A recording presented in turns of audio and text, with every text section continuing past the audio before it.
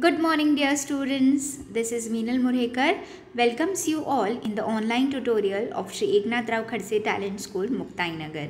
So, students, we have completed with the first part of the chapter, that is coal and petroleum. And in this first part, what we have gone through, we have seen about what are fossil fuels, and we also have seen one example of that, and that is coal. So, in this second part, you are going to learn about petroleum and natural gases. Okay, so let us start with it.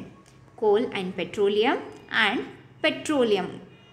Petroleum is a general term for oil and natural gas. Okay, petroleum is a liquid or a gas found deep inside the earth's surface. Yes, we have learned this in online session that petroleum is a liquid or a gas found deep inside the earth's surface. See, in this picture you can see the petroleum is found very deep inside it. See, it's deeply present. Yes. So, you can just go through your NCERT textbook. Here a well labeled picture is given, right. So, you can get this picture from there too. Okay. Now, this gas or liquid can easily burn or explode. Means petroleum is a liquid that can easily burn or explode. Hence, it is combustible. Means it can easily be flammable, right. It can easily be burned. So, this is made up of substances that are compounds of carbon and hydrogen. Yes, we have gone through this, that petroleum is made up of petroleum and coal. All these fossil fuels are made up of basically carbon and hydrogen products. So, compounds made of hydrogen and carbon are called hydrocarbons. Okay. Petroleum was also formed from living things, mainly from organisms living under the sea. Yes. When they die, means marine animals die, their bodies got settled at the bottom of the sea and got covered with the layers of sand and clay. Yes, this same thing we have seen in the formation of coal, that when the dead decaying part of the plants get settled in the soil, and the layer of soil with the layer of soil that part of plant get covered with it, and after many years, after millions of years, that dead decaying part of the plant and the whole forest gets converted into the formation of coal. Means from this we obtain the coal. So in this in the formation of petroleum also, this is the similar process as we have seen in the coal. But here what is happening, here the marine animals, that is the aquatic habitat, is completely getting settled down inside the sea, inside the bottom of the sea, and got covered with the layers of sand and clay, and due to this we are getting petroleum. Okay.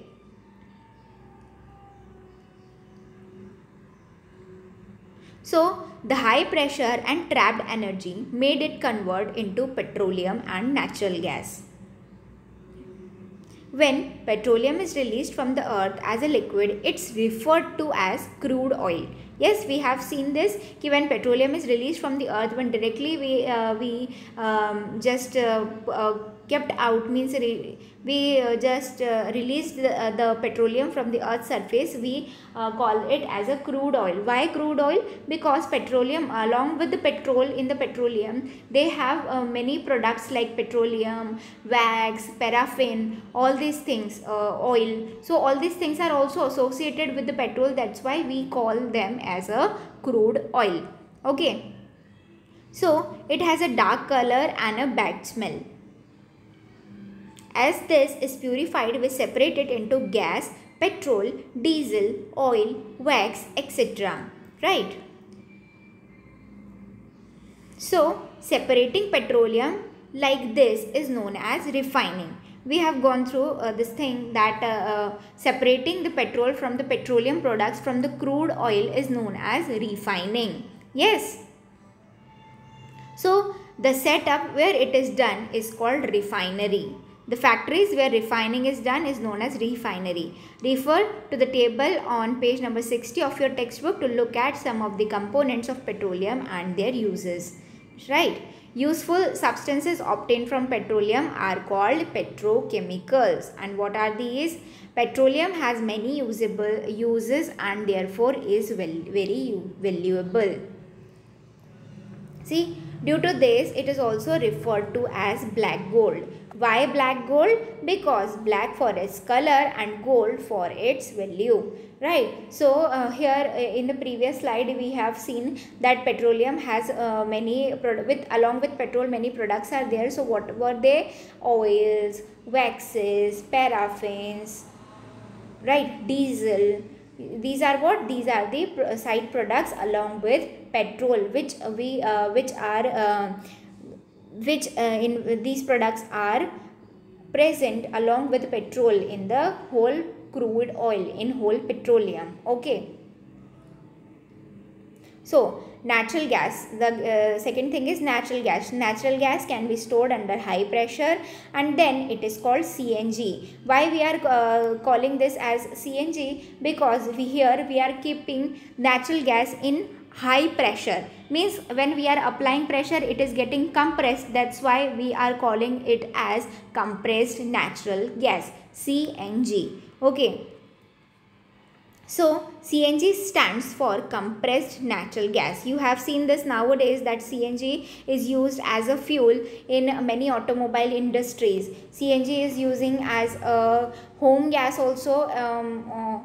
Means rather than using LPG, we can use CNG as it is transported with the pipelines to homes. So it is used as a home fuel also, and in automobile industry also, automobiles are also running on this CNG. Okay. So it doesn't pollute much when it burns and can be transported through pipes. Yes, that's why we use CNG. It is a very good source of energy. Look at the diagram on page number 59 of your textbook. Can you see how we dig wells to reach the oil and gas reservoir? Why do you think the oil and gas is above the layer of water? Why do you think such? It is because oil and gas are lighter than water and do not mix with water. We know this fact that oil and water doesn't mix with each other. So, and oil and gas are lighter as compared to that of water. Means water is heavier than oil and gases. That's why oil and gas, you can see here, oil and gas are just present above the layer of water. So, if we have to take out this oil and gas from the soil, what we have to do? We have to dig wells. Okay, as we do bore wells for water digging, right? So in the same way we have to dig it.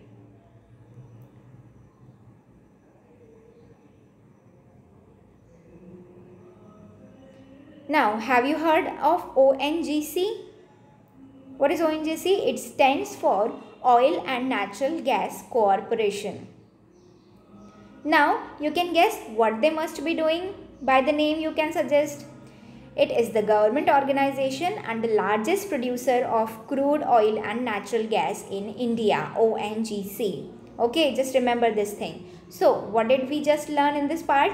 Petroleum, gas, petrol, diesel, kerosene, paraffin wax, lubricating oil are obtained by refining petroleum. Means sort करना पड़ता है हमें सब. So now we are going to learn about limited natural resources. What are these? Coal and petroleum are natural exhaustible resources. Means we know this thing that coal and petroleum are the natural resources, but let us know one more thing, that these are exhaustible. If we doesn't consume that, if we doesn't use these resources in a proper manner, what will happen? One day the day will come when this will be extinguished for all of us and we are not able to use them. Okay, so as we know, once we use these resources, they cannot be reused. Reuse नहीं हो सकती हैं चीज़ें. So they are done with. They will be finished.